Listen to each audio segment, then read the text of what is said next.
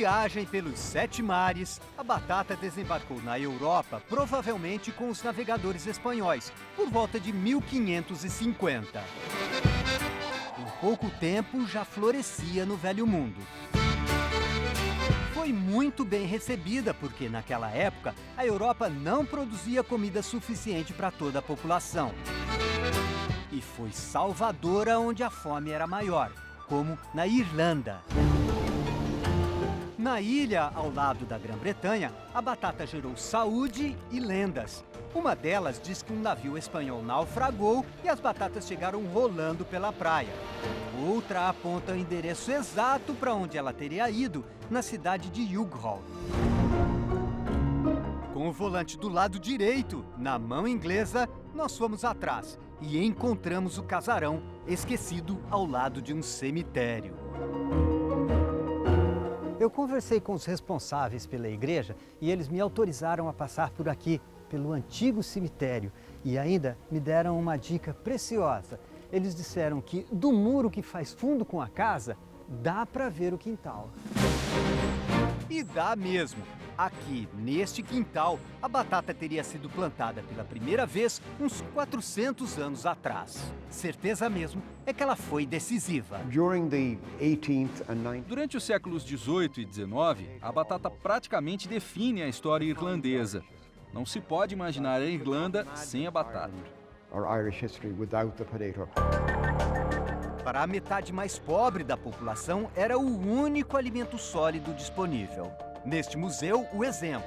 Essa quantidade, 2,2 kg de batata por dia comia uma criança abaixo de 11 anos. Aqui, uma mulher, 5,1 kg. E aqui, um impressionante 6,4 kg comia um homem adulto na Irlanda naquele tempo. Mas essa dependência custou caro. Em 1845, uma doença matou as plantações. De uma hora para outra, os irlandeses não tinham mais o que comer. A tragédia ficou conhecida como a Grande Fome. Mesmo nos moldes das grandes fomes da história da humanidade, esta foi uma catástrofe porque atingiu uma grande porcentagem da população.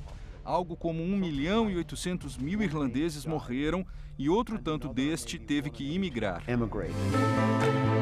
Por um capricho do destino, os irlandeses emigraram principalmente para a América.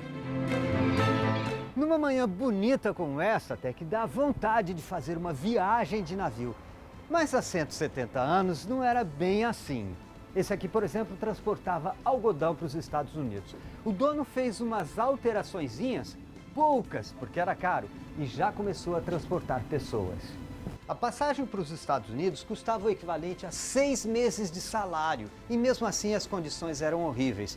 Aqui eles puseram uns bonecos para mostrar. Em cada cama dormiam 10 passageiros, mas muitos deles não chegavam ao fim da viagem. Um drama que os irlandeses não esquecem, traduzem em arte e tiram lições. Nestes laboratórios, um brasileiro que mora em Dublin comanda o melhoramento de mudas. Eu acho que a batata melhorou em 100%. Não só da produção, né? Mas também de resistência e também de gosto, de uso culinário. E saudável também ou ela deixou de ser saudável? Eu acho que, na verdade, ela está mais saudável porque ela está muito mais resistente às doenças e com isso aplica-se menos fertilizantes e menos pesticidas, né? Os tempos mudaram, mas é só entrar num pub para encontrar a tradição.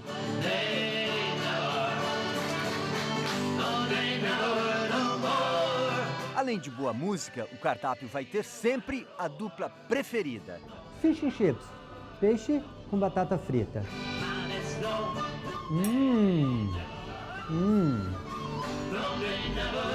Good. Muito bom, muito bom.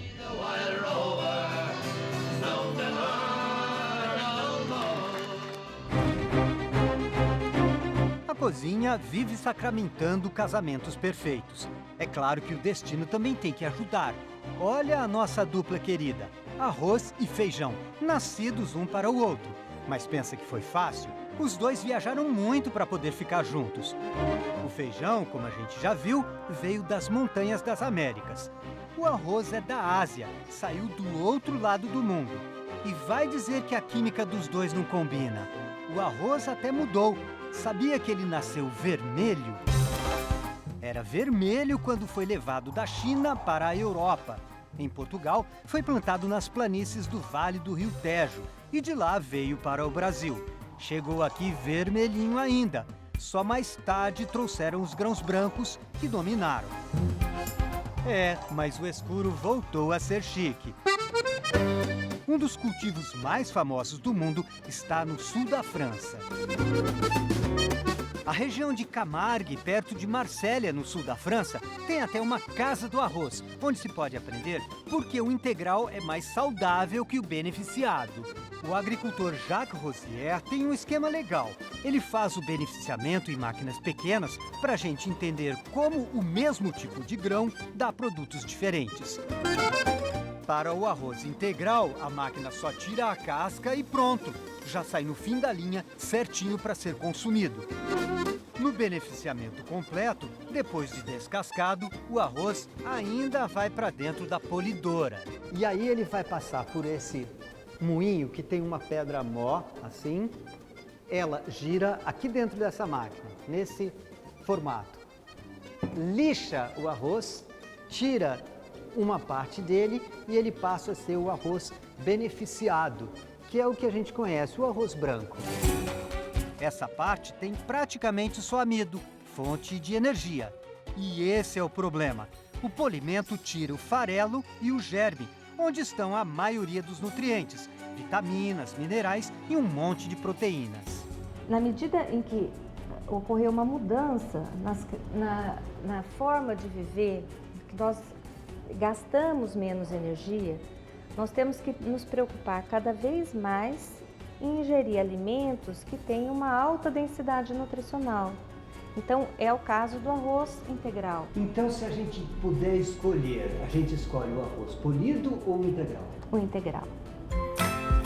O arroz vermelho é integral. Tem zinco, tem ferro, ele faz bem para o coração, ajuda a diminuir o colesterol, é muito bom, mais gourmetizado. O que é gourmetizar? Ele dá mais sabor, dá mais elegância para o prato, mais cor para o prato. O preparo só precisa de mais água. O dobro da água porque o tempo de cozimento é maior. O ponto do arroz vermelho não é o mesmo ponto do arroz branco. O arroz vermelho fica mais crocante, é mais al dente. E fica uma delícia. Cozinhar com grãos integrais é fácil, afinal era assim que se fazia antigamente. Imagina como as pessoas se viravam na Idade Média. Imagina não, olha só. Vamos para a Alemanha, onde o Vale do Reno tem um castelo atrás do outro. Só nesse trecho são 65. E por que tanto castelo? Talvez romantismo. E com certeza pela mobilidade. Hoje a vida atravessa montanhas, mas antigamente já pensou carregar ovos assim? Quando o transporte por terra era complicado, o caminho da água já era suave. O Rio Reno foi uma das primeiras rotas de entrada e saída de alimentos na Europa. O Reno nasce na Suíça e deságua no Mar do Norte, na Holanda. Até hoje é o rio mais navegado do planeta, mesmo com tantas curvas e penhascos. Em um deles, a fortaleza de Rheinfels de 1245 está em festa.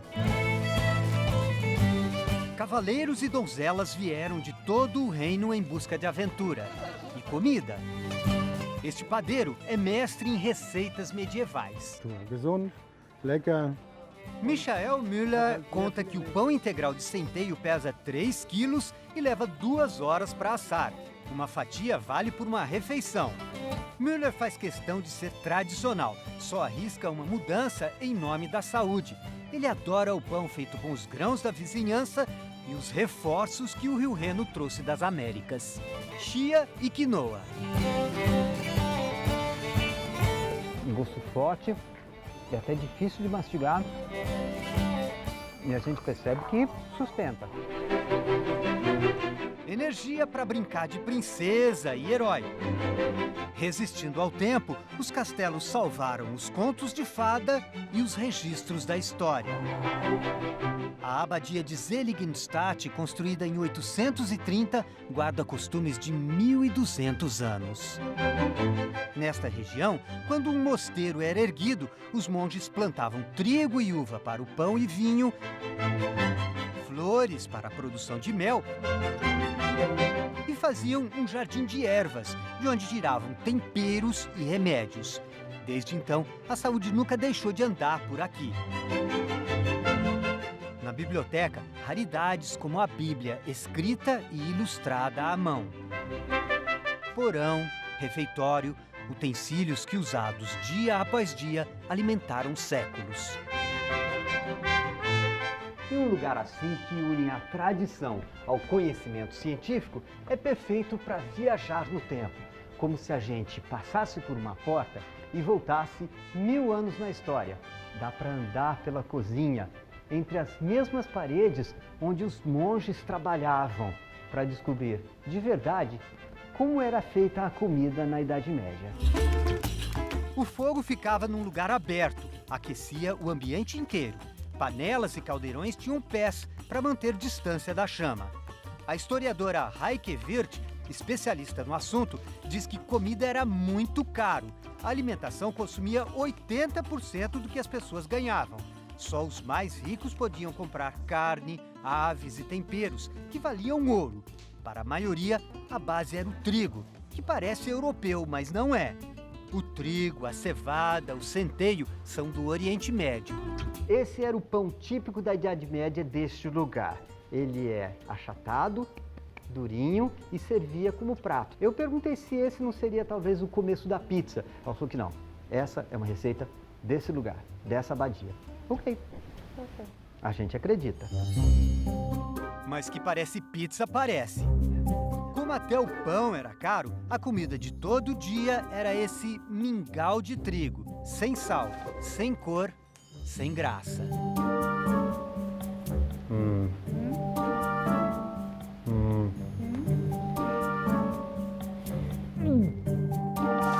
Bom! Já imaginou comer isso o ano inteiro? Ainda bem que de vez em quando aparecia um peixe. A receita promete: salmão cozido no molho de cerveja preta e salpicão. O problema é o acompanhamento, no caso, cereja. Não sei se combinam um com o outro. Mas os dois são gostosos, pelo menos separados. Alguns legumes e verduras já eram conhecidos, mas o costume era cozinhar demais por muito tempo. Com isso, muitos nutrientes se perdiam. Então, senhora Wirth, o que a gente pode aprender com a comida na Idade Média?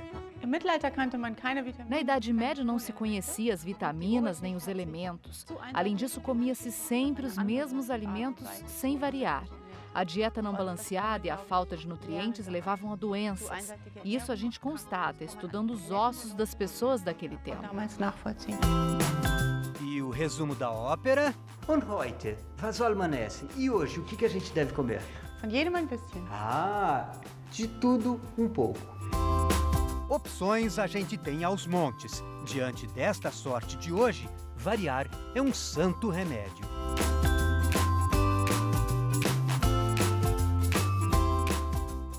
A lagoa cor-de-rosa, que produz um dos temperos mais delicados do planeta, a flor do sal, e os mais saborosos embutidos da Itália, mortadela, linguiça, salame.